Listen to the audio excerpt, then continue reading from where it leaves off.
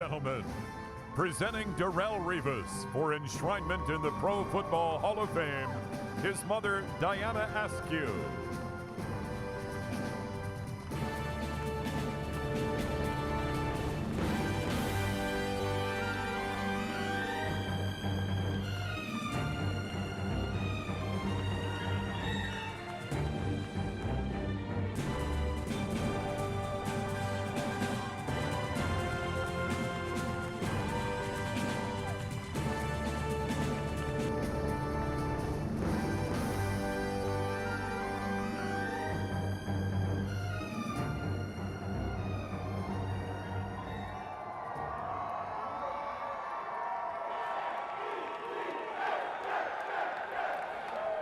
Oh, man. Oh.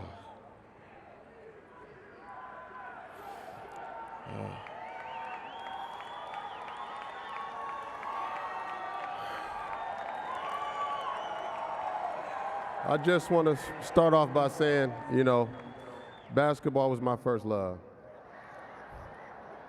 I was nice now. So it's kind of surreal that I'm here today being inducted into the Pro Football Hall of Fame. People back at home from Aliquippa know I'm a hooper at heart. Life is shaped by the choices we make, even if one thing we cannot choose shapes us most: where we come from. No one has control over when they're born, what family they're born into, or where they start. But these things have profound impact on every decision we make and who we become. The conditions had to be just right for me to end up here. Every moment, every opportunity, perfectly aligned. I'm from Aliquippa, Pennsylvania.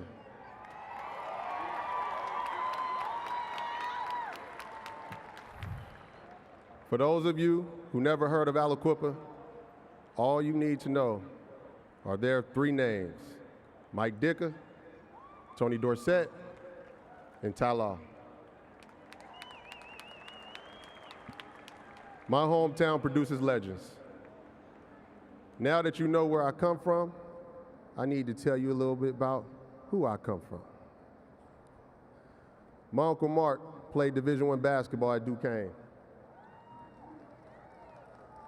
I was a ball boy for his team, and I thought to myself that I'll make it to the NBA before he do. I must have been about 7 or 8 years old at the time, and he used to bring me on campus with him. One day we were driving through a neighborhood, a nice neighborhood, and we stopped at the end of a long driveway. I could see a huge house at the end. My uncle asked me, "Would you like to live in a house like that someday?" I said yes. Looking back on that moment now, I realized that was the first time I learned about manifestation and visualization. As kids, we've all imagined ourselves making the clutch play that will our team to victory, but this was different. I was becoming aware of the connection between seeing myself in that house and the intention behind my actions. I've learned early on that if I wanted to be in a house like that, I had to set some goals.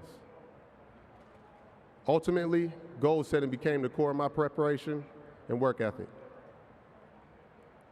If I got my hoop game from my uncle, then you know I got the love of my football game from my Uncle Sean.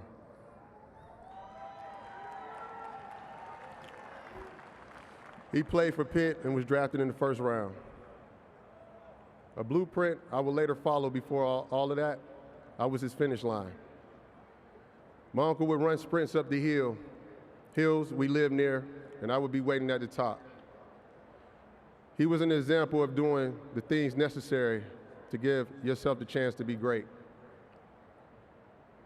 I internalized that lesson, and it fueled my insanity. It wasn't enough to win. I needed to dominate. By that time I reached high school, my development as a player progressed to a point where it was time to learn about sports as a business. My Uncle Sean, he would give me challenges.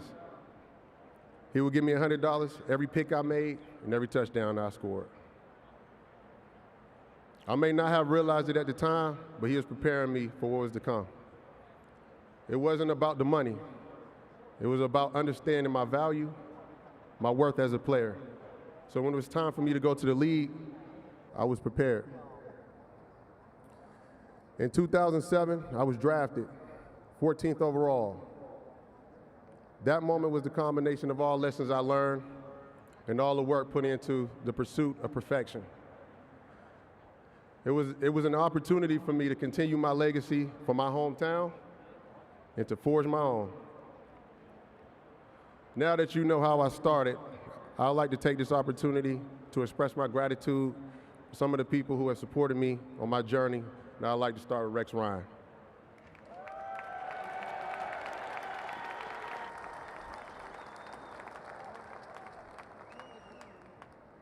Ahead of the new 2009 season, Rex Ryan called me the best corner in football, and I haven't even met him yet.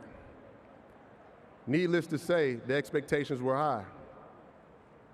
After our first meeting, I was convinced I'd play my heart out for him. He was crafting a winning culture and told me that he was confident that I was a guy to set the tone for the rest of the team.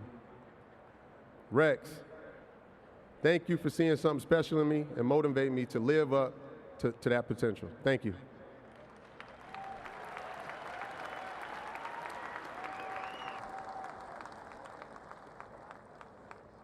When Rex joined the team, he brought over a secondary coach who I became very close with.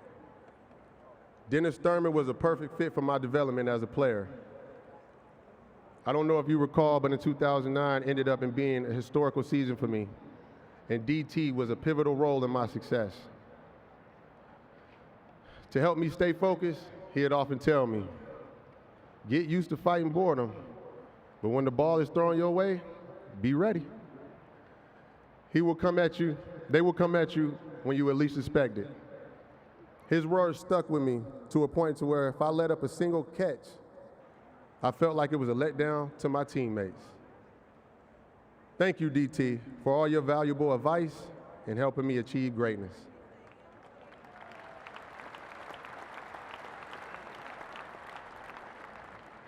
Also, I would like to thank all of my teammates and coaches for making me a better player.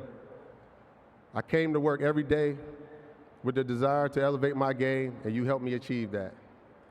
It's been an honor to suit up with you every day. I love you guys.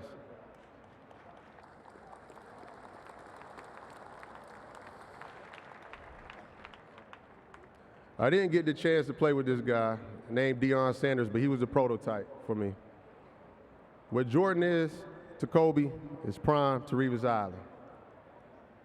You came first, and I wanted to play just like you. You were the roadmap to greatness. Thank you for paving the way.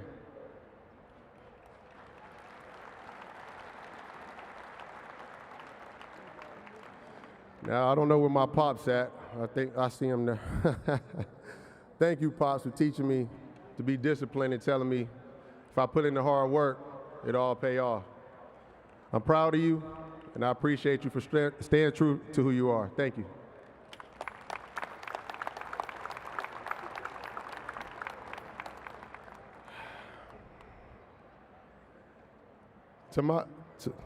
To my first coach, my mother, Diana.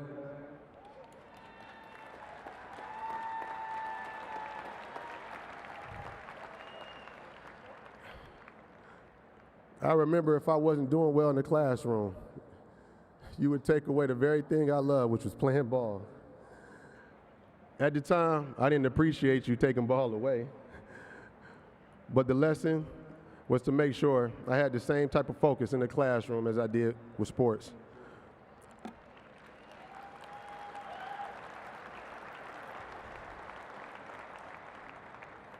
Thank you for always knowing what path I needed to take to make it here to the Pro Football Hall of Fame.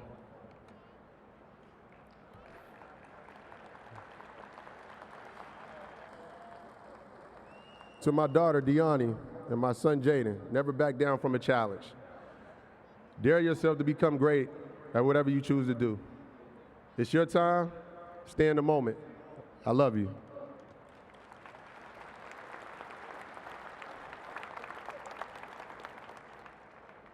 Thank you to the Pro Football Hall of Fame Committee and my dear friend, Gary Myers, for voting me into football heaven.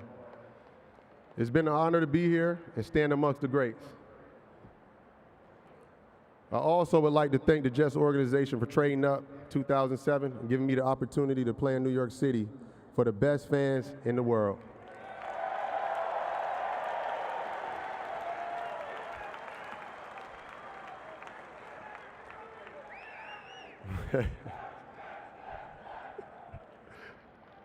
Man, feels like MetLife Stadium in here.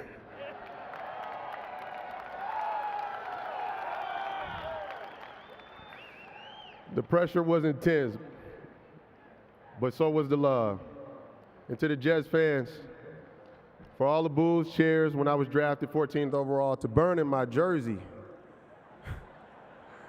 when I signed with the Patriots, to now being here in Canton. There they go, see?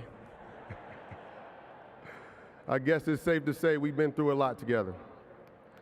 You expected great things out of me. In every single game, I accepted the challenge. Thank you for believing in me and supporting me every step of the way.